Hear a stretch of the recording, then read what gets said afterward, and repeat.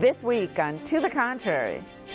First, birthing in the wild. Then, Pope Francis says Catholics should raise children, not pets. Behind the headlines, women's empowerment spurs economic growth.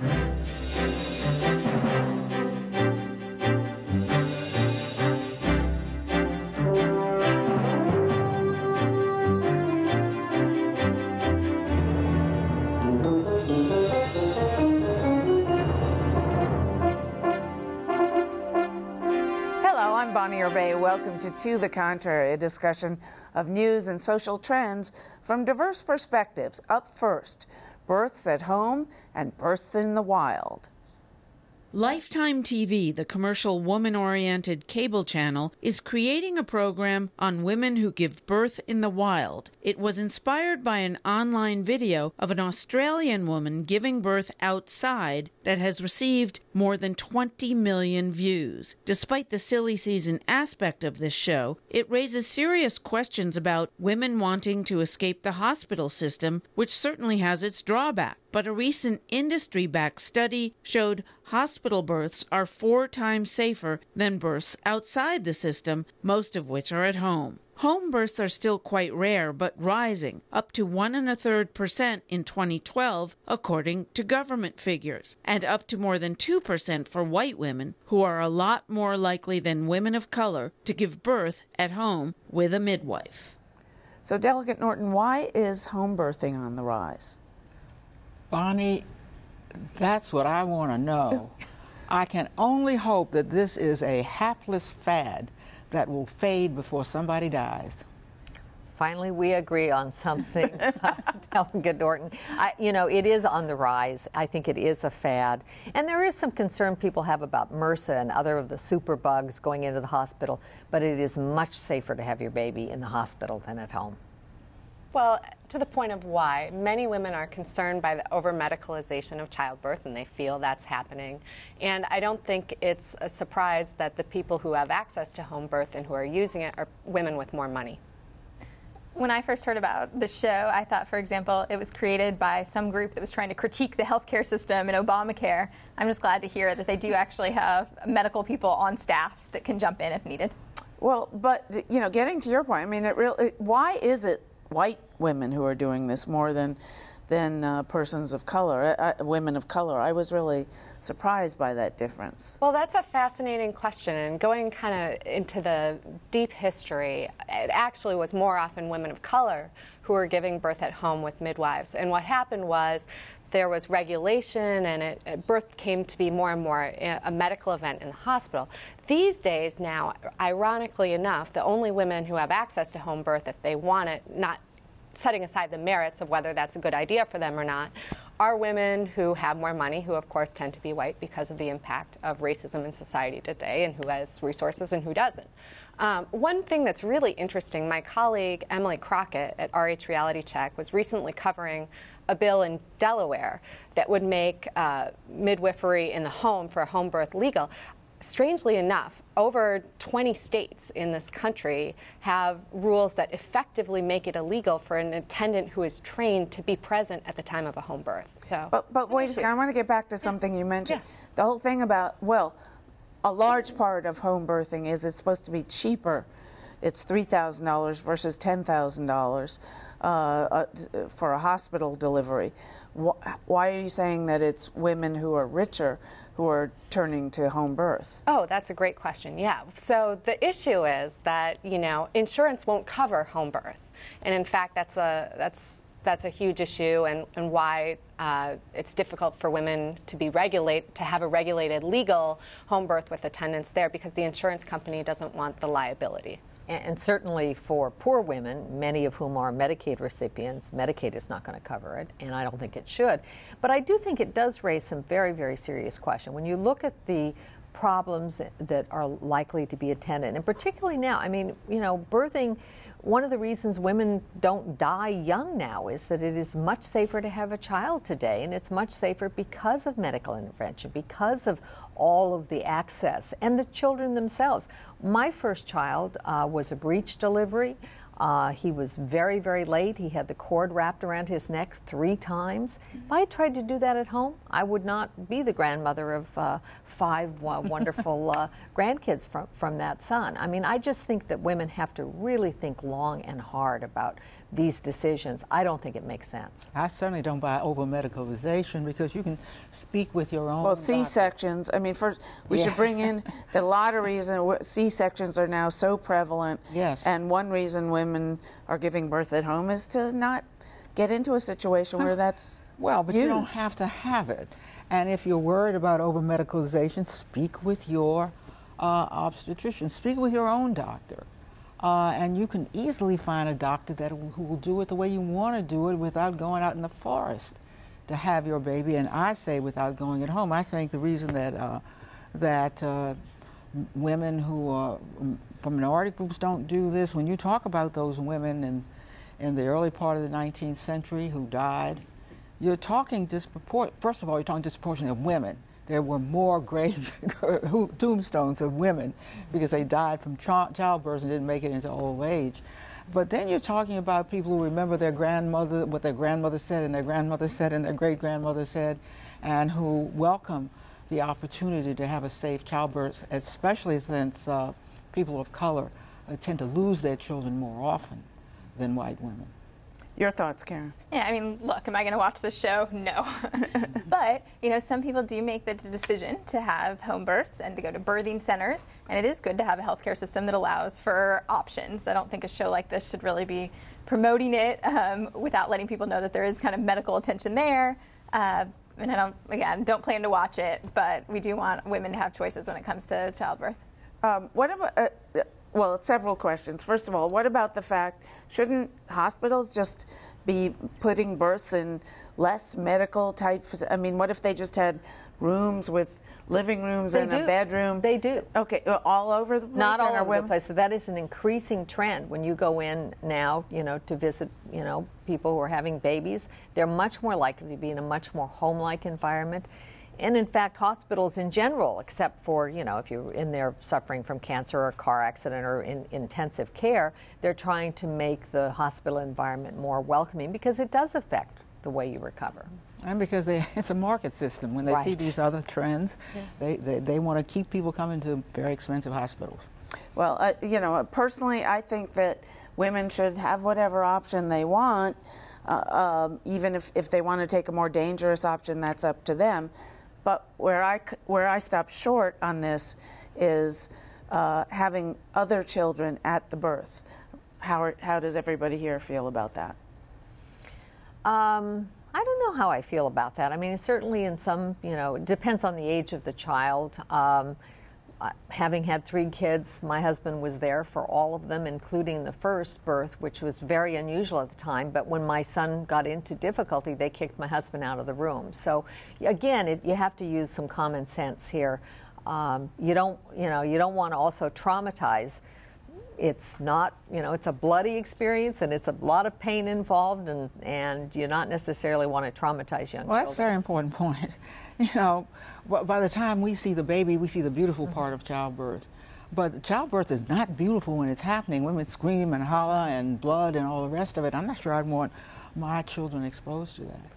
I think, you know, it comes down to the individual choice of the woman who's giving birth and her family and what's best for them. But flexibility is really the name of the game. I mean, you don't know what's going to happen, and you can go in with your best laid plans. You know, I actually am approaching my daughter's 1-year-old birthday this weekend, and I went in thinking, you know, I'd prefer not to have pain medication. Oh my goodness, the epidural was one of the best things that ever happened to me in my entire life, not just birthing in general.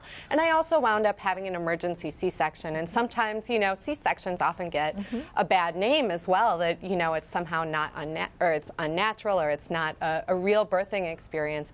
And it very much is one, and sometimes it is medically necessary and very important. It was in my case, and, you know, I'm thrilled to have a happy, healthy daughter today. So, you know, if I were to have another child, for instance, you know, what if an emergency C-section became necessary? Why would you have your kid there for that? All right, let us know what you think. Please follow me on Twitter at Bonnie Urbay or at To The Contrary. From births to kids.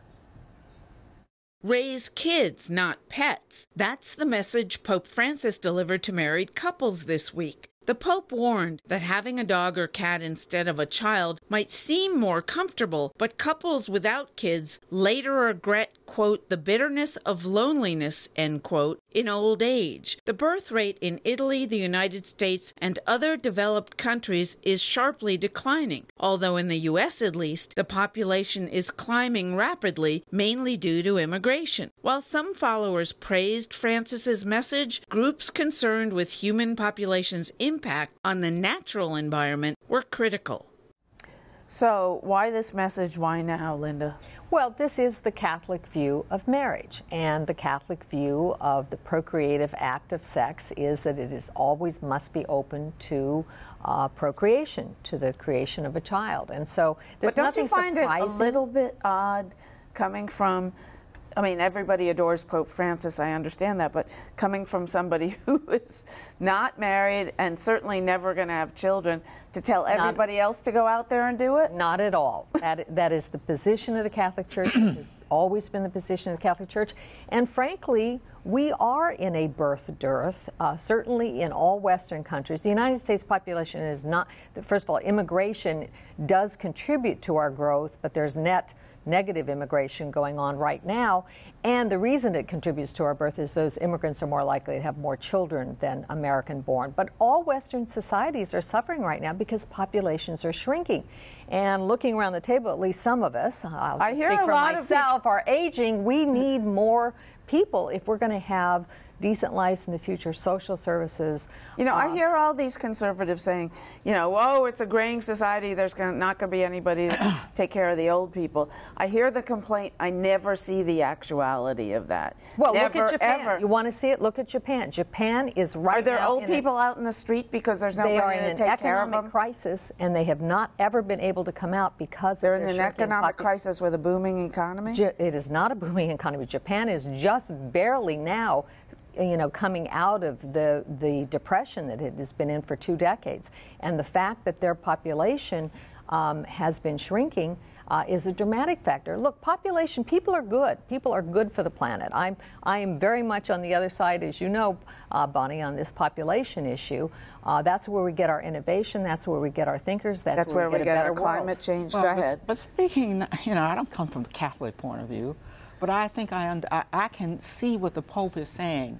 And when I step back from it, the propensity of people having and loving their pets is at a far greater, is in far greater numbers than I've ever seen before.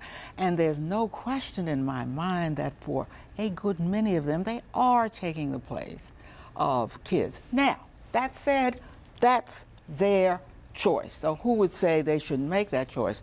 I certainly don't agree that we want a world full of old people. I do want to encourage, even as we encourage longer life, I do want to encourage those people who wish to have children to have them and to put no negative notion out there about having children. The reason I don't want to do that is because it now turns out that every society, as it becomes more advanced, stops having children. So I don't need now to talk about zero population growth. People are taking care of that.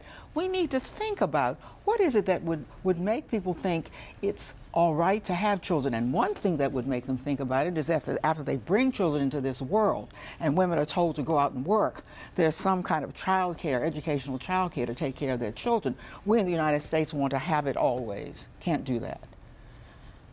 Yeah, I want to go back to Linda's point on the way our kind of social services and systems are set up. It really does rely on young people, and one of the best examples right now is Obamacare. You have the 1-to-3 ratio in there, saying that you can't charge older people more than 3 times what you're charging younger people. So it means that we're raising the rate and premiums for younger people. And that's why you saw a number of efforts from the administration to try to get young people to sign up, whether it was the president and first lady appearing on late night TV, Super Bowl commercials. You've got to have young people, the way our social services is set up, for them to be successful. I'd like to go back directly to the Pope's comments. First of all, if he thinks a cat is more comfortable than a child, he clearly hasn't met my cat, nor my child. But I will say that, I don't think it's surprising that he said this right now. And I think to build off something that Linda was saying, it's not just a view of marriage and procreation. It's really a view of women that he's promoting here. And it's fairly consistent in he speaks softly, but he certainly is doing everything he can to reinforce traditional gender roles. And I think this exhortation to have more children is actually, again, about trying to go back to a more conservative place with women. This is a pope who said, let's not focus on the little rules, but at the same time has continuously supported efforts by those in the Vatican hierarchy to keep cracking down on things like contraception and the like. All right, behind the headlines. The economic case for women's empowerment. A new World Bank report finds denying a woman's independence not only hinders the development of her family and her community, but her entire country. We've just launched a major report today about agency, which is about women being able to make decisions about quite basic aspects of their own lives, like whether, when, how many children to have, being able to buy land or inherit land, being able to participate in public life, as well as in their community.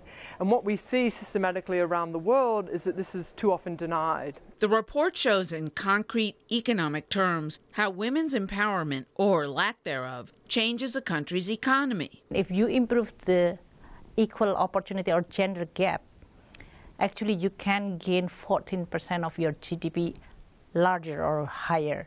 That's really a significant amount for any country to try to eliminate poverty, to improve the prosperity of the people. Former Secretary of State Hillary Clinton joined the president of the World Bank and the executive director of UN Women to highlight the need for proof of this economic impact. Clinton says the World Bank report not only measures progress, it inspires it. Many of us, and I look around the audience, have made the case on behalf of women's equality on a moral, humanitarian, human rights base for a number of decades. We're now building on a much stronger foundation in order to be able to make the case as to why women's equal, full participation, their voice and agency, is not only the right thing to do, but the smart thing. The great thing is that the evidence is in so many ways caught up with our deepest moral convictions. The numbers are really clear. Discrimination is bad for economic growth. The World Bank reports gender-based violence costs many countries between just more than 1% to almost 4% of their entire economic productivity. That's huge. Teen pregnancy costs India a mammoth 12% and Uganda 30%. In most of the world, no place is less safe for a woman than her own home. 80 million women have pregnancies that were unintended, that they'd wanted to delay or not have at all. And in developing countries, pregnancy-related causes are the largest cause of death among girls who should be at high school. The report makes the case for legal reform, but only as part of the solution. Ending societal and cultural norms like gender-based violence, child brides, and maternal mortality are key to lasting change. The laws help to delegitimize certain behavior, not that it eliminates it. Very often those laws are not enforced, they're not implemented, and they don't reach norms. You cannot change norms if you're only talking to women and girls about changing the norms that restrict their voice and agency. UN Women launched the He for She campaign online to try to mobilize 1 billion men to take stands. We ask men to upload themselves on our digital media, explaining what they understand by gender inequality and what men should do. The Clinton Foundation's No Ceilings project will assess women's progress since the 1995 UN Conference on Women in Beijing, where then First Lady Hillary Clinton made her Women's Rights Are Human Rights speech. One area where it's already known there have been gains is in primary education. The bank reports this is evidence that societal norms can change and improve lives. Women who have the equal opportunity can have the ability to raise their children, to send them to the to the education. 1 additional year of education for a woman will have an increasing earning for their future wage up to 30%. The World Bank plans to use voice and agency, the report, as a central part of its global development agenda. It will apply what it calls a gender lens when investing in countries. 31 billion of our lending last year, more than 90% or 98% is actually now gender mainstream, meaning that each of our projects will be designed with the perspective of how this is going to benefiting women or girls. So now we have documented proof that when you give women more freedom, economic power, they contribute to and help grow countries' economies. What do we do with this? Oh, it's time to move, and it's been time to move for a long time. You know, we know that it's not just a human rights issue to have full and equal participation of women and girls in all aspects of life, but it's also an economic issue. So where do we go from here? Well, it's interesting because, you know, one of the things that we need most is investment, and investment in areas that will improve women's lives, fighting violence against women, particularly when violence from intimate partners is something that's experienced. You know, you've got 1 in 3 women in this world being subjected to violence, intimate partner violence, usually at the hands of a husband or a boyfriend. Also looking at things like contraception and access to family planning. Delaying childbirth is one of the best things that you can do for women. Delaying marriage, it means that a woman will be more likely to live longer, that the children she does have better access to education and better health outcomes. So interesting to go full circle from the Pope, where we were just talking about that. And then, of course, access to education, huge. And so we've got to really, you know, put on our boots and get ready and commit our dollars. You know, it's very interesting. We had a big story this week with the release of 5 Taliban officials in trade for an American soldier held prisoner. One of the things that surprised me is how little some of us who talk about the war on terror do not focus on the fact that the societies that, like Afghanistan under the Taliban, you know, like Iran, like so many countries around the world, where women are treated not just as chattel. I mean, they are kept from learning education. When they do try to go to school, acid is poured into their face. They get shot, like the girl from Afghanistan, Malala, happened to her. So I think education is the key. And if you educate young women, it does delay their having children at too young an age. It does mean that they contribute to the economy. But there are, unfortunately, countries around the world, many of them Islamic fundamentalist countries, which want to keep women down. That seems to be, as much as anything, the basis of their ideology. Well, it's very sad to see that correlation, but I'm afraid you do. Leave aside all those bad things for a moment. This is the functional equivalent of having sons. Let's say you had 2 sons, and men equally had, let's say, brown eyes and green eyes. And you say, you know, for you who have brown eyes, we don't need your use in the world. That's exactly what they're doing to women. You are not making use, whatever that turns out to be in your society, of half of the population. But is that a winning argument with, because that argument has been around for a long time, you know, when discrimination means you're not making use of all this talent that you have. But has that been a winning argument with men? Well, I'm not talking about use in the terms of work. I'm talking about use in some of the terms that have been discussed here. For example, women who have a closer relationship to children, and if they have more education, they'll send their children to school, more likely to send their children to school. I'm talking about making full use of whatever role you give women. And I am saying, and the Islamic countries are a perfect example of that, the further you push this half, and understand it's at least that, of the population aside, the more likely it is you get no use out of them. You use them rather than getting whatever fundamental use you could get out of them in your particular society.